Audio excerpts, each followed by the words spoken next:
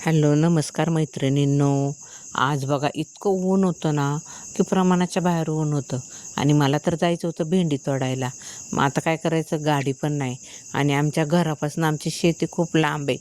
मग मी काय केलं, वन टू करत आपली चालत चालत गेली बाई. उन्हाची चालत गेले, पण इतका दम लागला मला.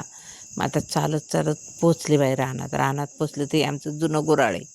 पडकं त्या गुऱ्हाळापाशी गेले. मग आंब्याच्या झाडाखाली जरा सावलीला गेले. मग आंब्याच्या झाडाखाली म्हणलं आता जरा थांबावे सावलीला.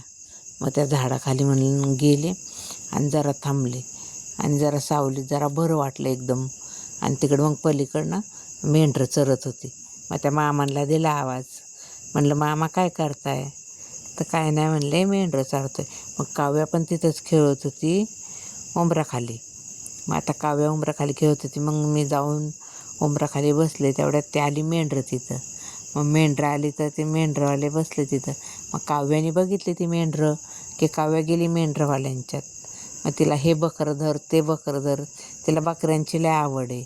ती गेली बकऱ्यांच्यामध्ये. मग आता बकरी तिला कुठं काय छोटं बकरं काय सापडलं नाही. ती गेली मोठ्या बकऱ्यांच्यात, पण तिला छोटं बकरं काय सापडलं नाही धरायला. ती सगळी मोठीच बकरी होती.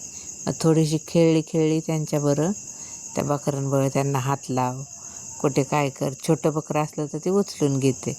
मग तिथंच खेळली जरा बकऱ्यांच्या बरोबर सोबत.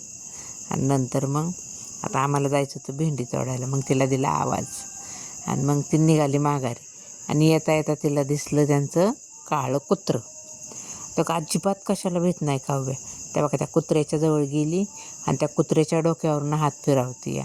म्हणजे तिला कशाचीच भीती वाटत नाही. एवढी डॅशिंग आहे काव्या. कुत्र्याला पण नाही भीत.